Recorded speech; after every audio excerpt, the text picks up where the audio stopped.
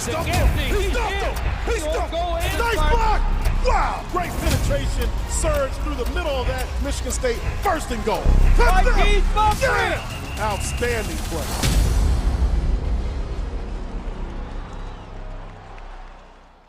Well, the first thing I'd like to say is how proud I am of my team. Been through a lot. I thought if we could get it within 2 points, with 10-minute mark, I thought pressure goes on them, and then we're 5 up with 4 or 5 minutes left, and like a championship team, they dug down and made some plays. We had a stretch there when we were 1 up where we had 2 blocks and 2 turnovers, and in those last 5 minutes, I think they made every shot. So, we didn't maybe follow the game plan totally, and some of it is because sometimes some guys are bigger, stronger, and quicker. And yet the job Marcus did, and starting us off with those block shots, Gabe had an unbelievable day, hit some big shots, and Tyson coming off that ankle, him and AJ did a pretty good job. We just didn't have enough. But last year I was mad at my team at the end. This year I'm proud of my team at the end. And we'll learn from this and hopefully get better. But I'd be remiss if I didn't say, Duke deserves all the credit they got. They played well. Instead of cracking, like I think some teams would under that pressure, and their little home court got them going a little bit. The crowd, I thought, was great, although our people were good too, and they made all those shots at the end, and that's impressive, and they deserve to be moving on. Good evening, ladies and folks. Ladies and folks. That would be gentlemen. Gentlemen, folks. You're watching Inside the Locker Room. I am your co-host, Brian Mosallam, along with my co-host, the Honorable Jason Strayhorn. Jason, how you doing? I'm doing fantastic, Brian. How are you today? I am fantastic. Good to be in studio, man, after a long hiatus for me. Very long. Yeah, but we're in the SD4L shirt. You look fantastic. Mm-hmm. Wow. Yeah, what does that stand for? Spartan Dogs for Life. That's what I am. Wow. And what you are. Well, yeah. And what everybody out there should be. Yes, we all are. We all are. So it's you guys. Nice to have everybody back this week. Obviously, had a heartbreaker over the weekend. Yes, we did. MSU played their guts out down there in Greenville, South Carolina, playing against those Duke Blue Devils. And, I think they gave it all they got.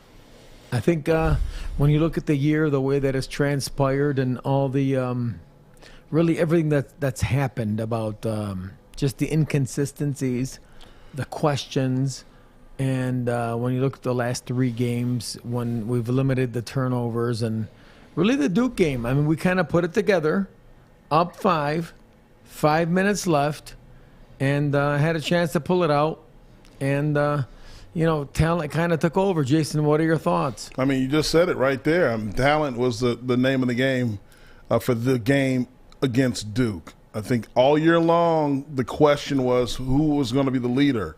We're going to get leadership out of the point guard position. How is this going to shape up? Are the seniors going to step up? Is there going to be somebody younger to step up? I think everybody stepped up in this game, but the ultimate turnout came down to the talent at the end of this ball game. I think Michigan State fought very hard. This was a great effort. There's nothing to be to hang your hats low on as far as this game is concerned. I mean, because they played their butts off in this game, but just not enough for the talented Duke Blue Devil team and Mike Krzyzewski, who wins his 1,200th game, seems like 12 million games, against Michigan State, and advances to the Sweet 16. Michigan State falls and is now out of the tournament. The subject now switches over to things that we're going to talk about later, about how do we close that gap in the talent portal, so to speak. Jason, there's one thing you said about hanging your head. This is a championship program. We've hung many banners. We don't hang our heads. we hang banners. And one thing that we've learned under Coach Izzo is that there are no such things as moral victories. Yes, we showed up. We played phenomenal. We had a chance to win the game at the end. All our players showed up. And, I mean, you could argue all day long, were they bigger, stronger, have more talent? Were they able to drive the hole? Were they able to establish, the paint? Sure. But at the end of the day, we were up 5 with 5 minutes left. And this program, who's been a 7 seed before, has gone on to a Final Four. And there's nothing that we will hang our head over. And there is nothing, no way in the world that this program will ever accept moral victories. Ever. And so while we can be proud and be excited and be happy, this is a championship program and we expect nothing but the best. With that being said, though, however, I think with the way the season has transpired, I think the future gives us hope. The future does give us hope, but as you just said, this is a championship caliber program, and when you look at what Michigan State is dealing with in the environment that you're dealing with now in college basketball, what do you need to do in order to compete at a high level? That's the question, really, Ryan. If you want to be quite honest with yourself, Spartan Nation, what does it take to compete at a high level in this college basketball environment?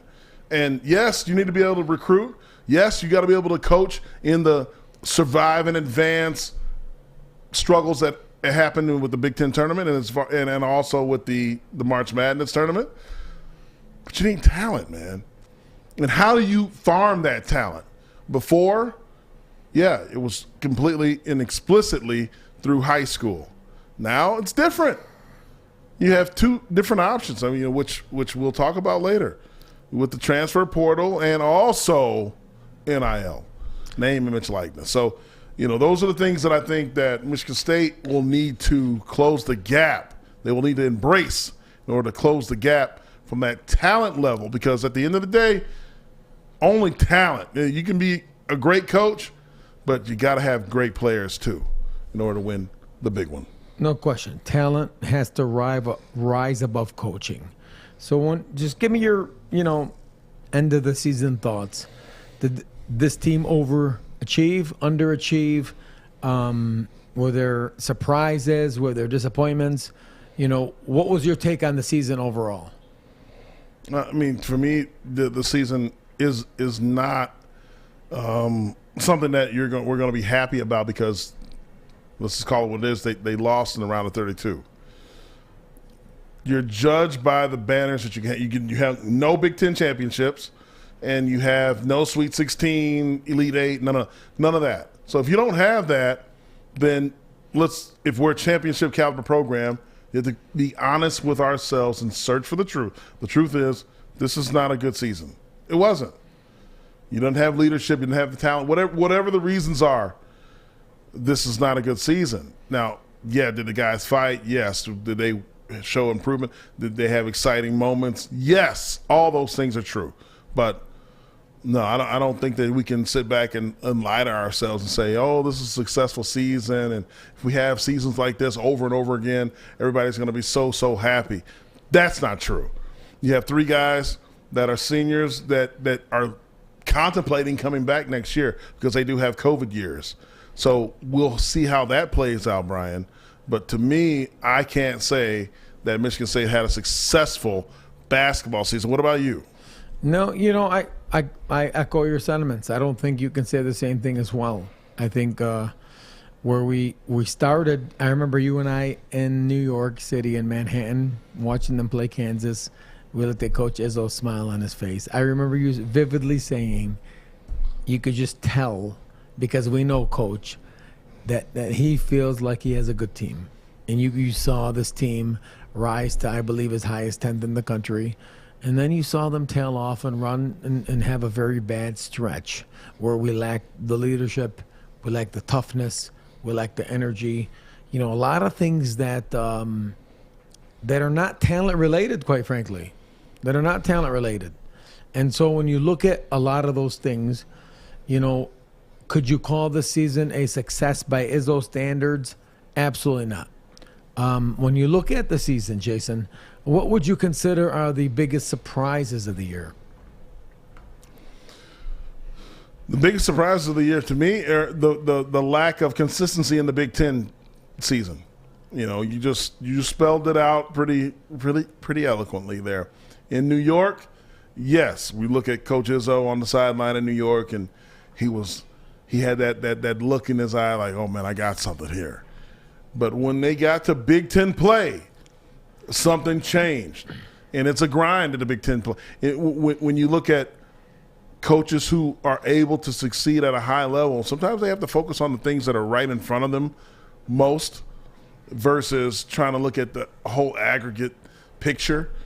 So what Michigan State needs to look at and focus on, in my opinion, if we could take this season as a micro and go backwards, is we got to win the Big Ten. Like, there needs to be a huge emphasis on that for Michigan State basketball-wise in order to have the energy night in and night out on those crazy late-night Tuesdays in the middle of nowhere.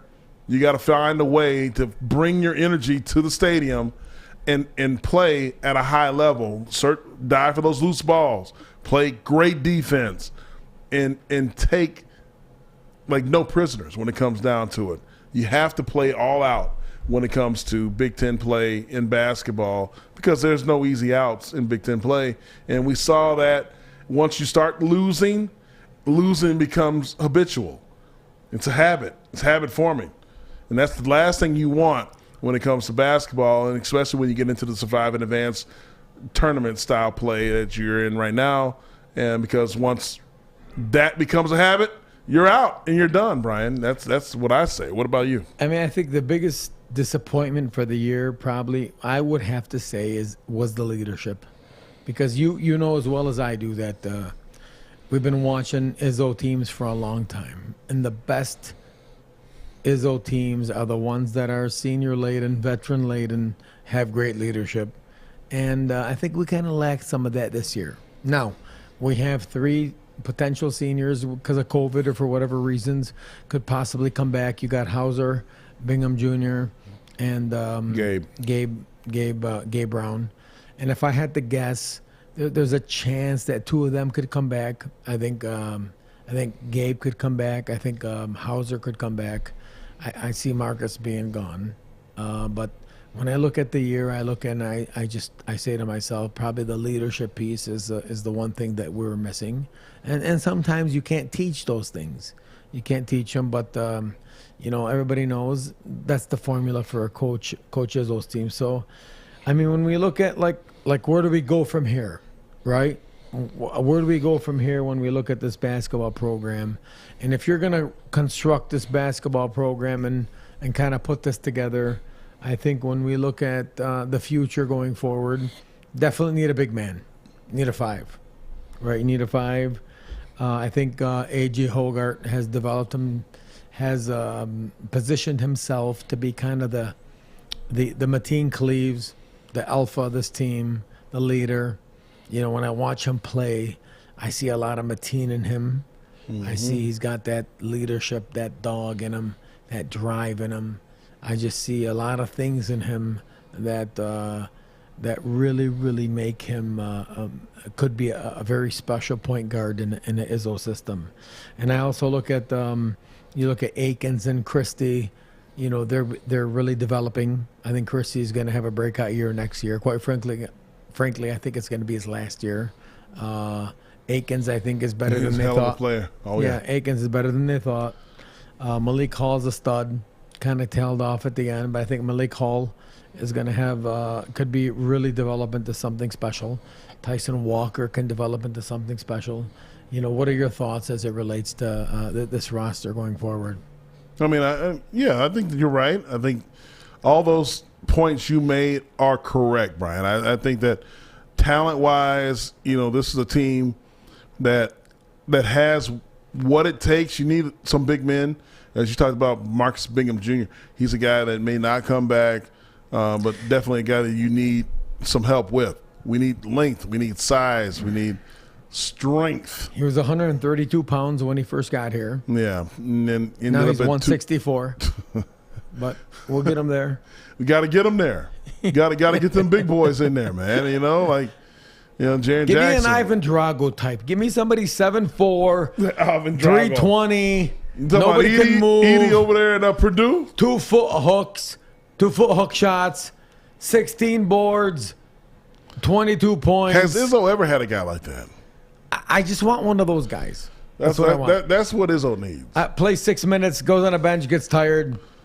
Throws water bottles. Give me one of those guys. Coach, I know you like to. Can we get one of those guys, Jason? We got to have one of those guys. Yeah, absolutely. With the portal Ivan and Drago. NIL, you absolutely can get one of those guys. Give me one of those guys.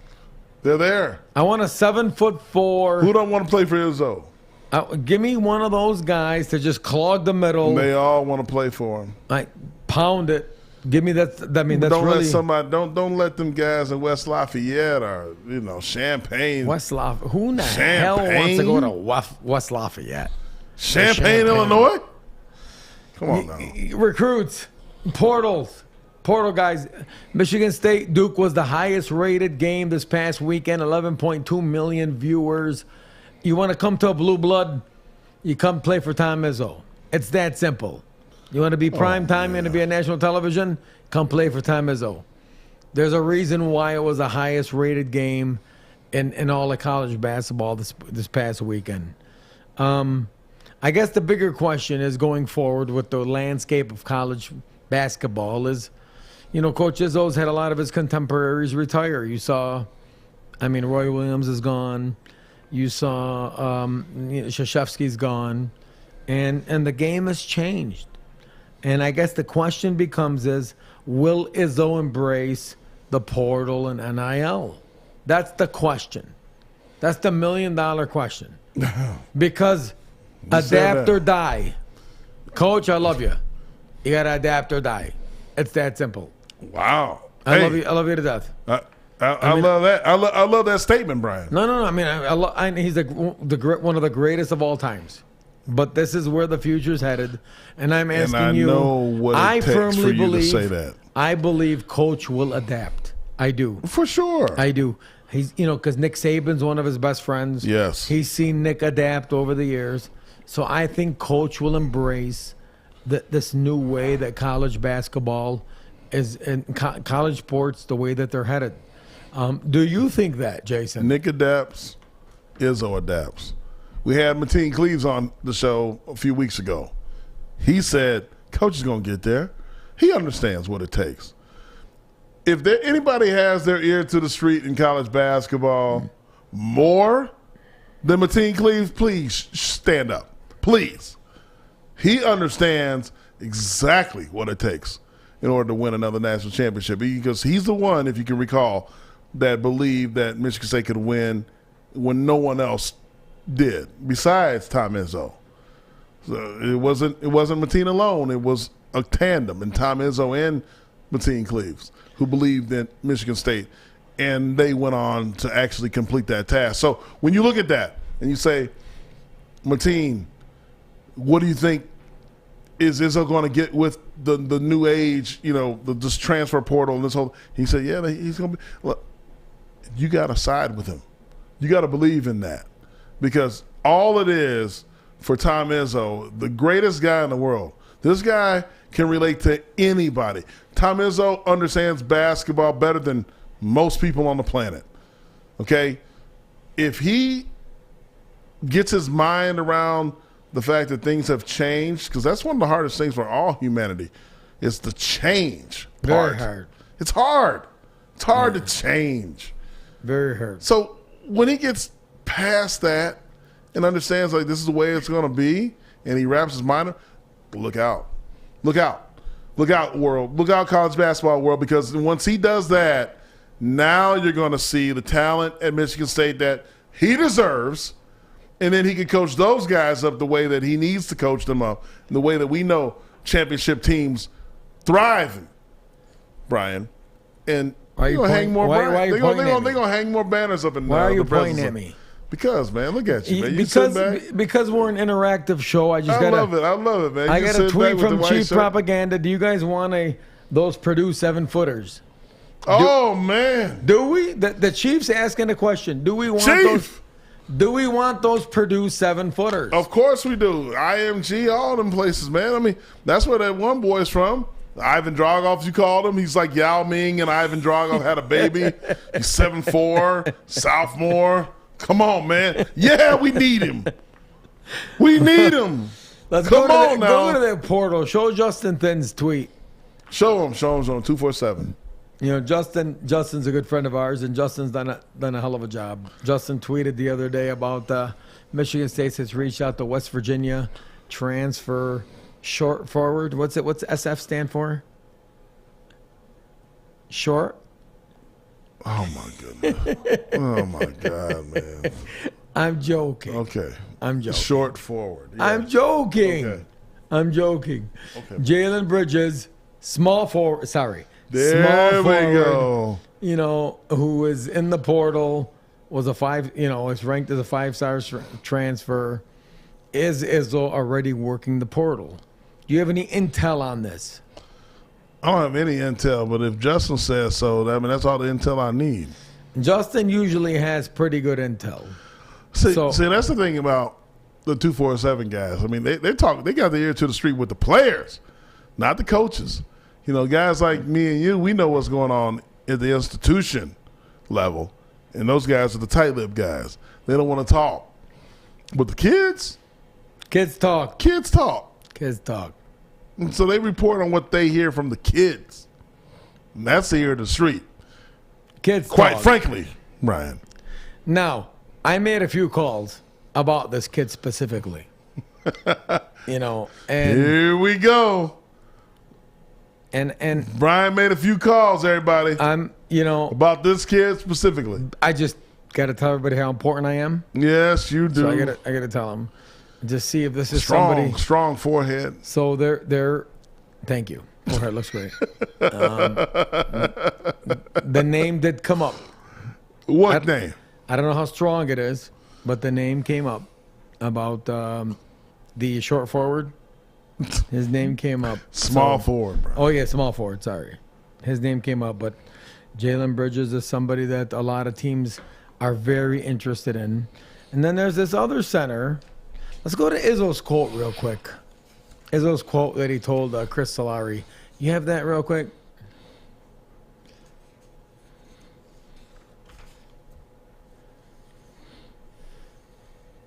Which is very interesting because, you know, last week I said Izzo will be buried under the Breslin. So Izzo on coaching peers retiring makes him feel, quote, unquote, old. Said he talked to Beeline and D'Antonio, Krzyzewski, and Roy Williams, and, quote, I actually feel healthier and better now than I did 3 or 4 years ago. When the day comes, I start thinking about it. On a serious note, I'll reach out to the guys. I think COVID had a lot to do with that. He was on that treadmill, working out, bored as hell. I actually think sitting home during COVID, getting some rest, I actually think that rejuvenated Coach. I really do. Absolutely. I absolutely think that's added a few years back on the Coach's coaching career. Without we hope question. so. We do. You know, I think that when he looked at Mike Krzyzewski's win total, when he saw, like, man, this guy's at 1,200, and that question was asked of Tom Izzo, like, you know, what do you think about that? And he said, man, I think that he's been getting wins coming out of the womb. He's got more wins than I have practices. That's what you said, Coach. So when you think about that, you think about that. You can't say that the way that you said that without thinking about the long term. You're thinking like, hey, I got a ways to go to get to that level. And you want to catch Tom Izzo. One thing about him, he's competitive now. He's not going to let a guy like Mike Krzyzewski just run away with this thing and him just go away quietly into the night. That's not going to happen. Mike Krzyzewski go ahead and retire. Doesn't mean that all of a sudden now Tom Izzo's going to retire. Not at all. Well, what are y'all thinking, man? Like, seriously. Okay, so one of his biggest competitors has now gone out to pasture? That's a very good question. Izzo time. I might have skipped over a part. Go back to the Izzo time. The That's all portal it is. part. Go back to Fardos Amek. Yes, there he is, right there. So this Oh, he's from Dearborn. it's a,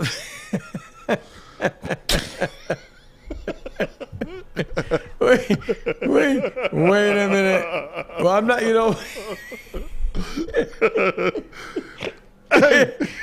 wait a minute. That boy went to. Whoa. He's a tractor. Wait, go back to his name for a second. Go back to his name. Why is Fardos Amek from Dearborn? Oh, I have no idea, Brian.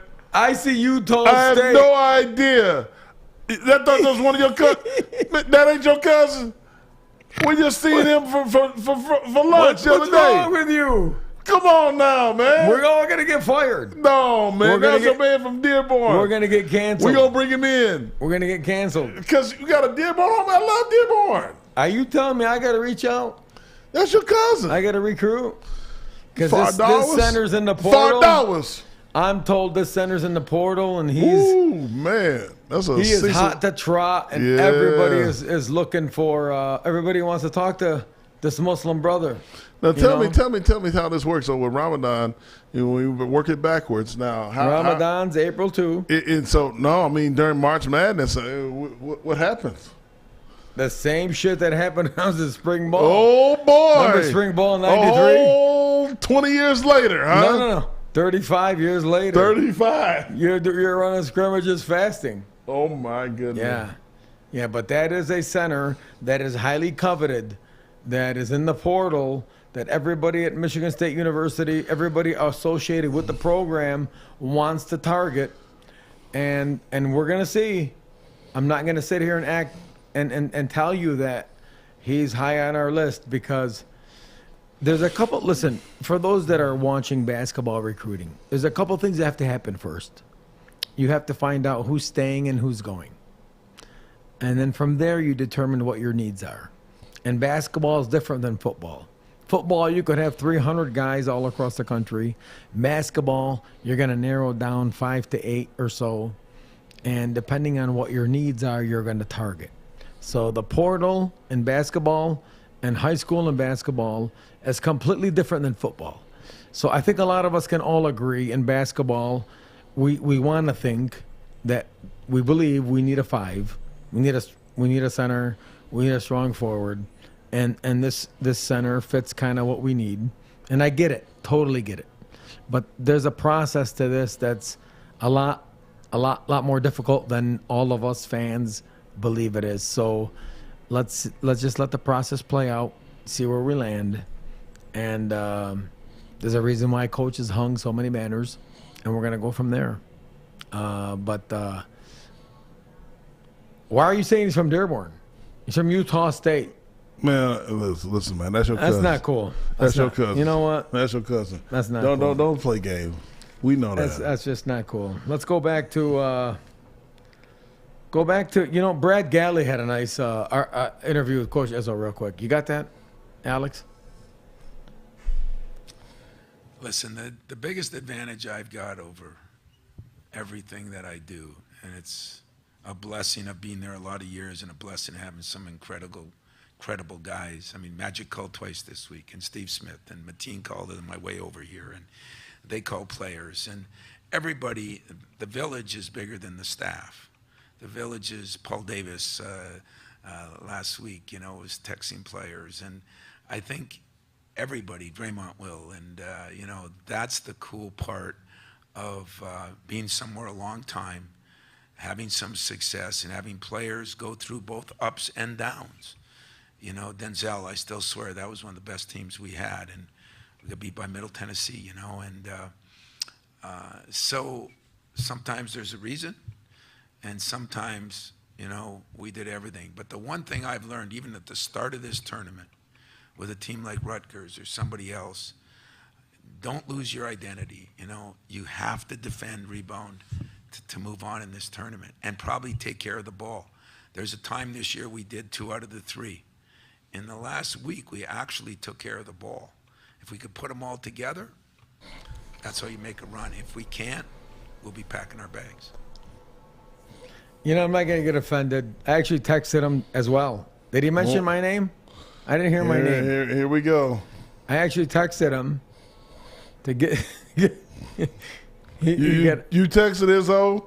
I did. To say you gave him the speech right there. I said, you end it. Finish him. And, you know, coach is diplomatic, loves Krzyzewski, but said kids are getting where he wants them to be and playing well. And they played hard, man. They really did. But why didn't he mention me there? Did he mention me? I couldn't hear anything.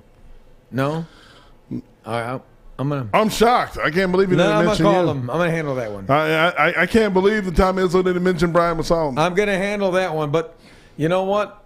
Coach Tucker showed support at that game, though. Yeah, he did. He absolutely did. Coach Tuck was there in Greenville. Absolutely. It was a small Michigan State contingent there. Did. Absolutely. We got the video of him with Coach. We don't have the video of him with Coach. How about the one where he's praising Izzo? We got that one? Mel Tucker opened his weekly press conference talking about March Madness, not football, particularly praising his friend Tom Izzo. Tucker says Izzo welcomed him in since day one. He's been really, really special to me. We talk pretty much every day, or at least text, and I'm really pulling for him. And I mean, what a treasure that we have here with Coach Izzo.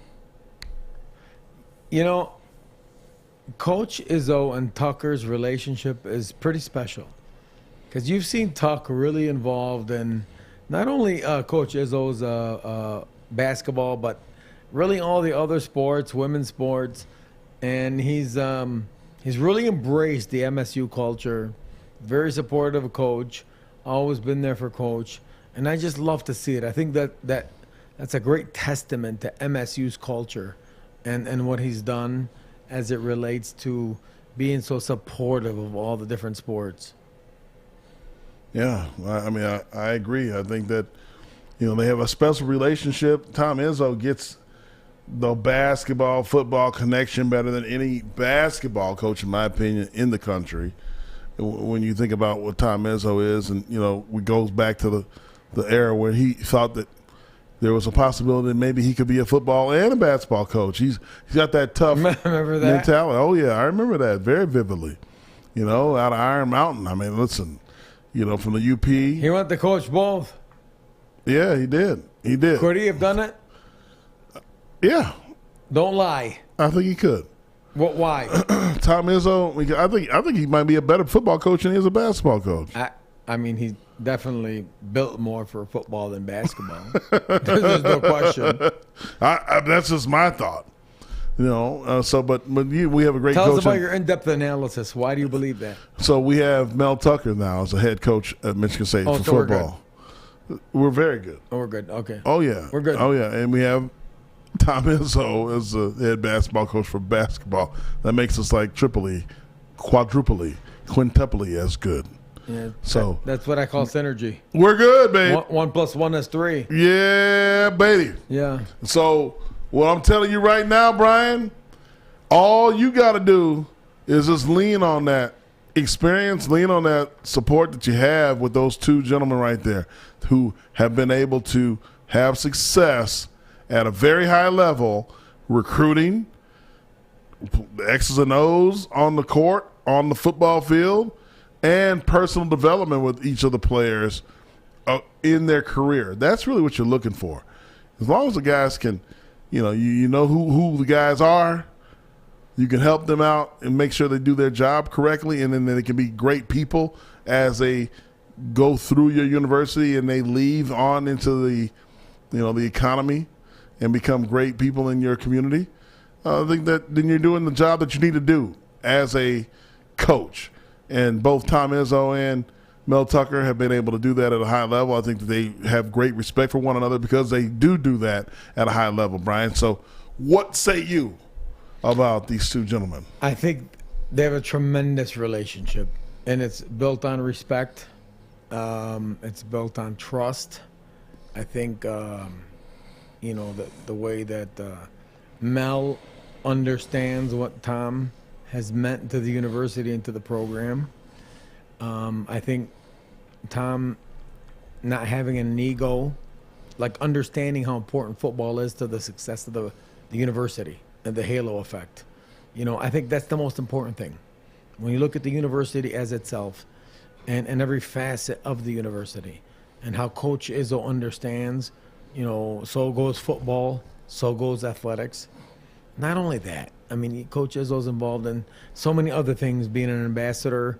I remember one time the Orange Bowl committee came to a game, and he was out late at night with them trying to convince them to take us. And I forgot what year that was. And the amount of donors he meets with and just all the things that he does for Michigan State University that, are not publicized. Nobody knows. And I think Tucker sees that. Tuck sees that. Tuck has embraced it. Tuck has been very supportive of other sports. And I think they make just a great team together. They absolutely make a great team together. The shoving match they had in the hallway before the game, it's probably not something we want to talk about. I'm just joking. But they're so close. I think it's just wonderful how close they are. I really, really do. And I think it only bodes well for Michigan State University. Just heading really into that Draymond Seth Curry. Did we skip that? That was a very interesting. The Davidson game, Draymond and Seth had a little debate. Did we have that, Alex?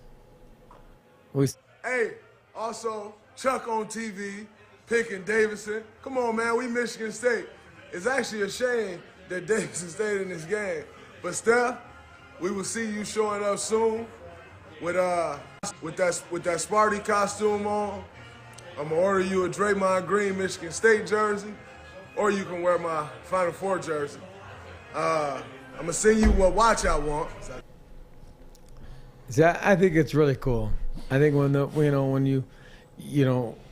two NBA stars that played at their alma mater are playing against each other, that are able to send out a video like that, tweet or whatever it was, I think it shows great love and compassion for the university. But let's jump into spring football recruiting update. What do you got for us, Jason? Spring ball is upon us, and you and I both played the game. We both hated spring football. You hated spring football. You always talk about you hated spring football, man. It. It was great.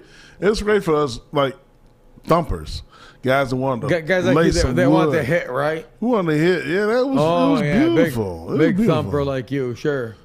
See, you love that see, that's that. You love that drill right there, didn't you? Hey, don't get it twisted, Brian. Tell us how much you loved it, Jason. I loved it more than I love breathing.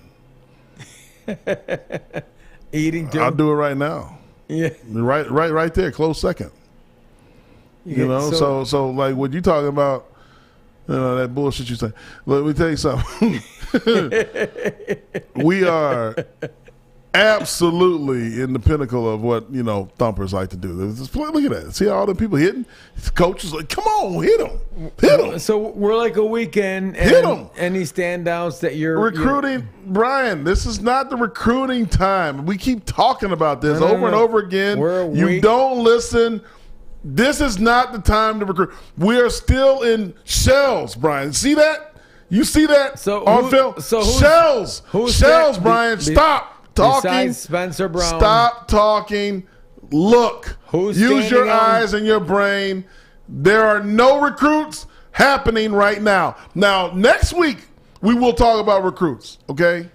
Next week, Brian. Not this week. Okay? We just spent. I'm tired of talking to you about this. With Samson, you can't grasp. You can't grasp. We spent time with Matt and Sanker. Those guys are next week, Brian, because we're gonna have Joe a very Crocker special guest. Just had a visit. And Cap. Coach Cap's coming next week. Coach Cap. And we're gonna talk all about you next week, Cap. We're gonna talk about you next week, Cap. We got the I don't care what he's talking about. This guy right here, he likes throwing everybody off. Don't listen to him. We got you next week. It's my white shirt. We got you next week. It's my white shirt. Spartan Dog for life. So far in spring ball, we've had guys with pads on their helmets and no full gear. Okay? We talked a little bit about it a week ago, decision making and plays and footwork and hand placement and tackling techniques, and all those things are happening right now, Brian. Those are the things that are happening right now, the fundamentals that you need to play the game. But as far as that dog, we can't report on the dog yet because the dog has not been yet unleashed. That happens over the weekend. Then we're going to talk about it. Okay? We're going to talk about this all next week as far as who is the dog that we should be tracking for the fall. Because that's what people want to know about. That's what they want to know. So basically, we don't want conjecture and bullshit. We don't want that, Brian. Basically, you're telling people we don't want that bullshit, Brian. You don't have an update. We don't. No, Brian. You didn't go to spring practice. You Brian, cannot Brian, tell us who has shined Brian last Mosallam week. Let's just be bullshitting honest. you. I'm not. I'm asking the question. No, you're not asking the question. You're the voice bullshitting of Spartan you. football. And I'm telling you, and as I've told you before, do we have anybody that stood out over last week? Stop, Brian. Spencer Brown. The way the rules in the NCAA, we have to follow NCAA guidelines, Brian. Okay. You don't want to follow them. We want to follow the rules. You want to just ignore things just like the SEC. You want to ignore everything in SEC, NCAA guidelines. This is not correct. We have to follow rules in this country. So what we're going to do is, in this country, we're going to follow, which in itself is a racist comment, but we're going to follow rules in this country. Hold on. I'm the furthest from racist. We're going to follow rules in this country. We're following the rules of this clan. Do you have an update for spring football, yes or no? Brian, I have a great update. Tell us. Shut up. Keep moving. Okay. And I'm gay. Everybody. Do you have a recruiting Tell update? Him, shut up. Hold on. Shut the up. I'm trying to do my job. Oh, my God. That is not your job. Do you have a recruiting update? This is not your job, Brian. Do you have a recruiting update? Brian? Okay. I'm going to stop. You know what? I'm going to stop. I just mentioned to you. I just told Brian, stop with the Joe Crocker was here. Stop. Madden Sanker was here. Nobody Samson, you know what? Onkalala was here. Do we have any updates? Cap, we're going to talk about this next week, man. Cap, as we talked about already. Cap, we're going to tag you in this, Cap. You better bring your A game next Wednesday, Cap. We need to hear about all the O-line, everybody that you spent time with. This guy? Unreal. Just Cap. Bring it. Next week, bring it, Cap. Bring the juice. Because the closed end of the horseshoe, 3rd and 2 on the -18, your O-line's got to get that 3 yards, 2.5 yards. So next week, bring it. Let's bring it. Before we leave you, we're going to start a very interesting segment, or try to at least. We're going to call it Locker Room Talk. That's what we're going to talk. That's what we're gonna call it. And this ain't about politics. It's about events that are transpiring that, you know, Jason and I were talking about, and we were just articulating of 30 years ago in a locker room that we were in, what would have been the talk as opposed to the talk today.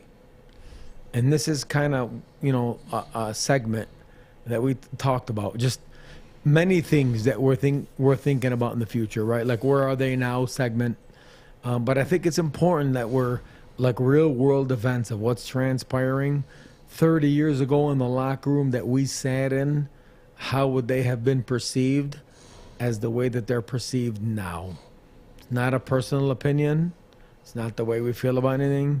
It's more about perception of the locker room that we were in to the locker room today. So, God, I even hate to say this, but if you get offended, tough shit, don't get offended, because this is inside the locker room. It's the way we're talking. So, let's hit the first topic. First topic is transgender swimmer Leah Thomas wins NCAA swimming finals. This has been a topic of discussion that has hit many social media platforms, has made many news outlets, and Jason and I were talking about this. 1992, I'm sitting on my stool in my locker, and you're sitting on your stool, 79, and this story we're told. What's the reaction in our locker room?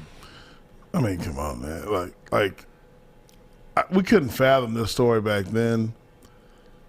But to me, then and now, what I'm confused with is why this is such a big deal. Why is there a controversy? Because it's very clear. Shit ain't fair. You cannot. Let's just put this to bed right now, Brian. Aside from your choice to be whatever you want to be, and this is a free country, you live and let we live. love it. We love it. Absolutely Do whatever you want to do. Absolutely. We still have guidelines rules and regulations that we have to abide by. We cannot take steroids and run track and field or play football or do any other thing. Forget all that, Jason. Performance-enhancing drugs are illegal. Shit, in track and field, you can't even smoke weed no more and run track and field. Now you're going to tell me that it's okay? Now, I'm backed up by my homegirl, Caitlyn Jenner. Formerly Bruce Jenner, now Caitlyn Jenner, who said, this is some bullshit too. She said, this is not correct. This is wrong. And if you have any clear thought process, you would understand that this is not fair. If you're a born male, there are absolute anatomical genome, like chromosomes. The double X and the X and Y, babe. Those are the things. If you're born a male, you have an advantage over the born females physically. So for you to jump from male to the female sports, it's not right, man. It's not. That's not what I'm asking you. So what are you, Brian? I'm asking you, Brian, if we're sitting in a locker room in 1993. I don't care what you're asking. Because I got Robert Newkirk to my right. Robert Newkirk. I got Ike Reese, Flozell Adams. Brian. And this story comes across that there's a transgender male swimmer swimming in a female's race. How would the locker room have reacted? They would smack you because nobody's talking about that, Brian. Okay, what they would do that's all I'm asking is do this and weigh the things out properly, Brian. Is what they would do. That's all I'm asking you. I'm telling you. How would the locker room They would react? Smack you, put you in the locker like they did before, and say, look, this is what we're going to do. We're going to weigh this out traditionally and say, look, why would we have a born male going against a born female? Like, it doesn't make sense. It's not fair. Why would they smack me, though? Because I'm asking you how our locker room would react. That's all I'm asking you. I'm telling you. That you're saying they smack me. What do I got to do with it? Because you keep on saying this, they would smack you. If you interrupted them while they were talking, they would smack you. So you're saying you want to smack me right now? I'm saying that there's probably 200,000 people out there that want to smack you. Oh, it's more than that. It's more than that. What I was wondering... Hey, what do y'all think? How many people want to smack Brian? In the context of our locker room, the story breaks.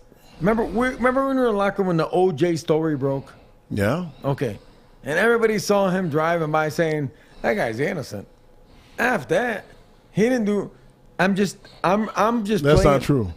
When I was in the training room, that's not Sally true. Nogle, I remember saying, he's driving that car, he's innocent. That's what I remember. That's not true. Okay, I'm just telling you what I remember.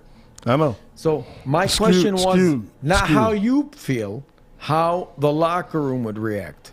And you made it very clear that, I don't know how many times I gotta say it. They would smack me because you keep on forcing the issue. I'm asking a question over and over again. That's forcing the issue. No. That's the definition of forcing the issue. You're forcing your personal views on us. I'm no asking personal view. That's how the locker room has react. nothing to do with personal view. Nothing to do with personal view. All right. I'm talking about the locker room view. Okay, right? Today's locker room, how would they react? A female locker room, how would they react? You tell me, Brian. I don't know. You would know better than I. I don't. Why would I know? I don't know. You would know way better than I would. I don't know. I would have no. I would think in today's society, in a locker room, it's probably more accepted. I've seen a lot of. It's all accepted. That's not the point. No. They were. That is not the point. I've read a lot of stories of females upset that this is not the point. Transgender is able to swim with them. It's not the point. It is all accepted. I agree. Accepted. I agree. Nobody's not going to accept it. In a female locker room, do you think the majority of them would consider it a competitive disadvantage? Yes. Okay. I mean, that's all I'm asking you. No problem. You're not gonna get canceled. I'm just asking you. That's cool. I'm not afraid of that. That's not what I'm afraid of. No, I totally. I'm saying to you you're interrupting, as you love to do. You love to interrupt when I'm trying to make a point. And now you're saying that I'm worried about being. I'm not worried about that, Brian. Brian, no, you are interrupting me. Why are you putting me down? You asked me a question, I'm answering it, and you interrupt. So that you're the asshole, sir. I got a tight white shirt. Why are you interrupting me? You're the asshole. I have a tight shirt. Why are you interrupting me? Who cares? You always have tight shirts, mediums, tight shirts, tight jeans. Okay. I got one more question for you. In our locker room 30 years ago, this is what we're talking about. This is inside the locker room. If they came across, we're watching TV. Was ESPN around? ESPN was around. Yeah, yes. ESPN was around. And Deshaun Watson signed a $230 million contract, guaranteed, with 22 women who have come forward and said there was some type of sexual assault allegation or inappropriate contact. How would the locker room that we grew up in, how would they feel about that?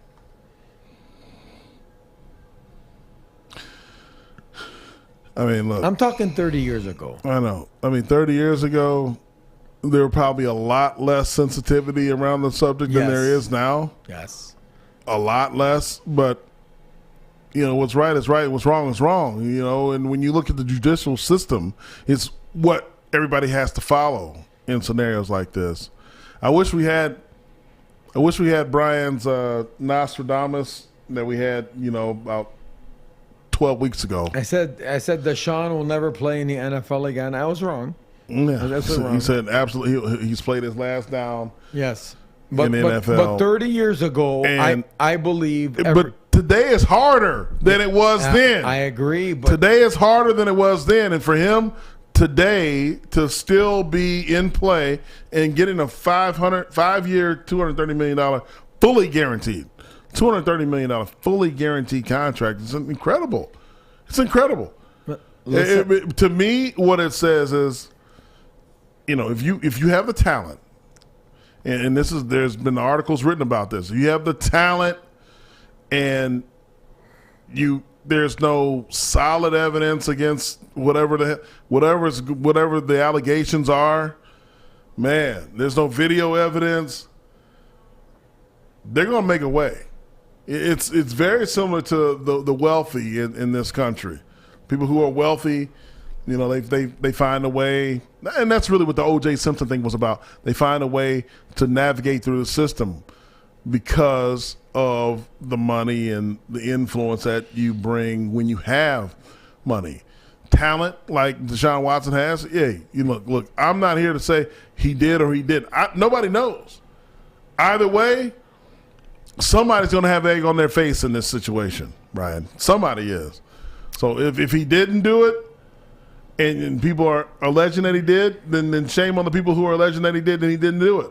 But vice versa is the inverse of that is if he did it and they allow him to play, the victims are horrified, and it's one of those things where what are they to do? So when you look at big business of football and NFL and what that stuff brings, man, I mean, they're going to move forward. It looks like they're moving with the Cleveland Browns, 5 years, $230 million, Brian. And what do you say about that? I will tell you 30 years ago, if we're sitting around the TV and the story like this came about, a lot of our teammates, a lot of guys that we played with would have said, these women are just chasing money. This is absolute bullcrap. 30 years ago. Nowadays, I think it's a lot different.